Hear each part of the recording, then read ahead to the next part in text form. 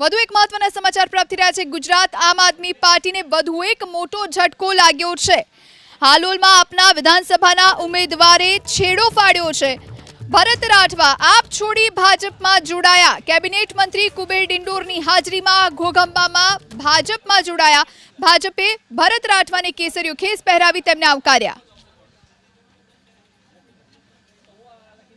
गुजरात सरकारना कैबिनेट मंत्री और शिक्षण मंत्री कुबेर डिंडोर साहेबना वध हस्ते घोघंबा तालुकाना जोज मुकामे हूँ आम आदमी पार्टी छोड़ी अने भाजपमां जोड़ायो छुं।